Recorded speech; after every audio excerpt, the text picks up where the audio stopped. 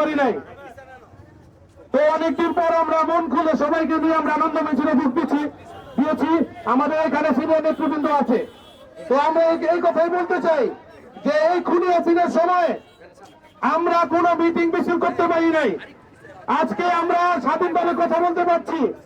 আমরা নারায়ণগঞ্জ ফতুল্লা থানা ছাত্র দলের পক্ষ থেকে আমি আমার নেতা জুবাইর আহমেদ জাভেদ আজকের এই র্যালির প্রোগ্রাম অনুষ্ঠিত করেছে।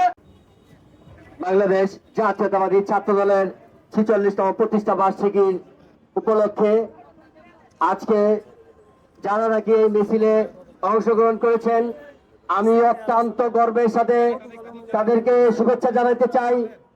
আজকে ছাত্র দলের মিছিলের কথা শুনে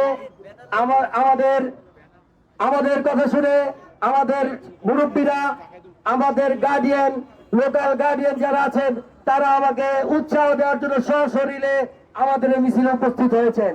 এবং আপনারা দেখতে পাচ্ছেন আমার ডানে এবং বাম পাশে আমাকে গাইড করছেন আমার গার্ডিয়ান, আমার মুরব্বী জামান ভাই ও হারিফ কাকা।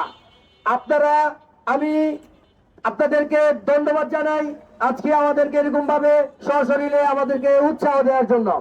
আমি আরো ধন্যবাদ জানাই আমাদের অতীতে যারা ছাত্র দলের নেতা কর্মীরা ছিলেন, যারা মামলার শিকার হয়েছেন, যারা জেল জুলুম খেটেছেন, যারা আমাদের সাথে হরতাল অবরোধে সক্রিয়ভাবে ভূমিকা রেখেছেন, আমি তাদেরকে ধন্যবাদ জানাই। এবং আমাদের কোন কলেজ এবং স্কুলে ছাত্র রাজনীতি করতে দেয় নাই এই স্বৈরাচার আওয়ামী লীগ সরকার।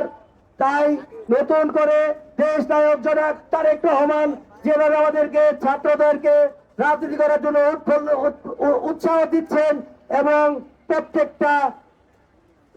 প্রত্যেকটি ওয়ার্ড সহ আপনার কলেজ কমিটি, ইউনিভার্সিটি কমিটি দেওয়ার জন্য দিক নির্দেশনা দিচ্ছেন। আমি প্রত্যেকটা আমাদের নারায়ণগঞ্জের প্রতিটা কলেজ ইউনিভার্সিটিতে ছাত্রছাত্রীদের সাথে কথা বলতেছি। এবং আজকের এই মিছিলে যারা নাকি ছাত্ররা, ইউনিভার্সিটির ছেলেরা এবং কলেজের ছেলেরা, স্কুলের ছেলেরা উপস্থিত ছিলেন, আমি তাদেরকে ধন্যবাদ জানাই। আপনারা আগামীর ভবিষ্যৎ, আমাদের ছাত্র দলের নেতৃত্ব শেষ হয়ে আসছে। আপনারা কলেজ থেকে, ইউনিভার্সিটি থেকে যারা আজকে আমাদের এই ছাত্র দলের মিছিলে উপস্থিত হয়েছেন, তারাই আগামী ছাত্র দলের নেতৃত্ব দিবেন। দেশটা একটা জনাব তারেক রহমান আপনাদের হাতে নেতৃত্ব তুলে দেবেন। আমি আপনাদেরকে আরো উৎসাহ করে দিতে চাই, আমি যদি ছাত্র দলের কমিটি থেকে শেষ হয়ে যায়, আমার বয়স সীমানা কাইটে রেতে যদি আমি নাও পড়ি, আপনাদেরকে আমি নিয়ে আমার যতদিন পর্যন্ত আমার এই রাজনৈতিক শক্তি আছে, যতদিন পর্যন্ত আমার হায়াত বাঁচে রেখে আমি আপনাদের সাথে থাকবো এবং ছাত্র দলকে একটি সুন্দর নারায়ণগঞ্জে একটি সুন্দর ছাত্র দল উপহার দিয়ে যাবো ইনশাআল্লাহ। আমার আগামীতে যত ধরনের স্বৈরাচার আমাদের সামনে এসে দাঁড়াবে, আপনারা যারা বিগত দিনে স্বৈরাচার মুক্ত করেছেন, সামনে এই স্বৈরাচারদেরকে প্রতিহত করতে হবে। একটি সিটি আপনারা দেখেছেন, ভারত থেকে বিভিন্ন উস্কানি দিচ্ছে। এই সেই স্বৈরাচার হাসিনা বিভিন্ন জায়গায় নাকি ফোনে আলাপ করে এই বাংলাদেশে একটি অরাজকতা সৃষ্টি করতে চায়। তাই আমি আপনাদেরকে দিক নির্দেশনা দিচ্ছি এবং গাইড করতে চাচ্ছি, আপনারা সজাগ থাকেন, আপনারা ঘুমিয়ে পড়বেন না। স্বৈরাচার এখন পর্যন্ত মুক্ত হয় নাই।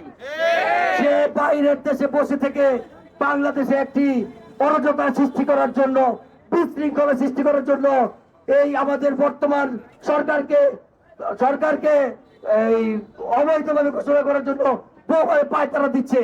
তাই আপনারা ছাত্র দলের নেতৃবৃন্দ যারা আছেন, আমাদের গার্ডিয়ান যারা আজকে আমাদের সাথে উপস্থিত ছিলেন, আমাদের মূল দলের নেতৃবৃন্দ যারা উপস্থিত ছিলেন, তারাও তাদেরকে আমি বলবো আপনারা আমাদেরকে সহযোগিতা করবেন, সর্বোপরি আমাদের পাশে থাকবেন।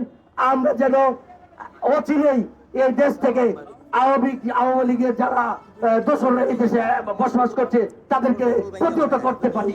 আপনারা আমাদেরকে আগেও সহযোগিতা করেছেন, আপনাদের কাছে এখনো সহযোগিতা চাই, আপনারা আমাদেরকে সহযোগিতা করবেন। আরো একটি কথা বলতে চাই, এই নারায়ণগঞ্জ গডফাদারের আওতাভুক্ত ছিল, আমরা এই নারায়ণগঞ্জকে গডফাদার মুক্ত করেছি।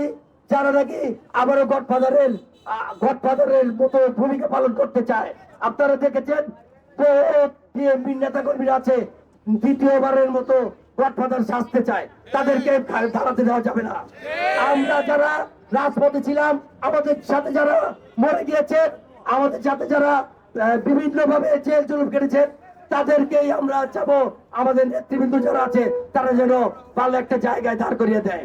এবং বিএনপির নামদারি যারা চাঁদাবাজি করবে, চাঁদাবাজি করবে, লুট করবে, তাদেরকে ধরে এনে তাদেরকে পিটিয়ে প্রশাসনের হাতে তুলে দেওয়ার জন্য গাইডলাইন দেওয়া হচ্ছে আপনাদের।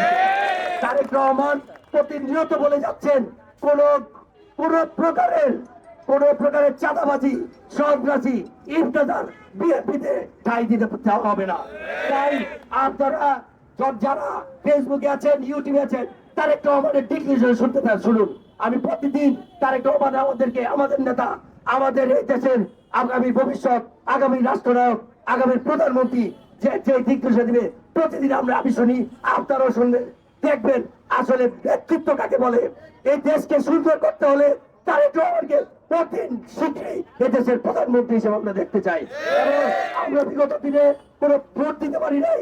আপনাদের কাছে আরো একটি নির্দেশনা হলো, ছাত্র যারা আছেন এবং মহামুরবী যারা আছেন, আমাদের ভোটের দরকার এবং প্রত্যেকটা সাধারণ জনগণকে ভোটের জন্য আস্থা দেন, ভোটের জন্য তাদেরকে ধারে বারে যান, তাদেরকে বলেন এবার আপনারা ভোট দিতে পারবেন, সেই পরিবেশ আমরা করে দেবো, দেশটা তারেক রহমান পরিবেশ করে দেবে।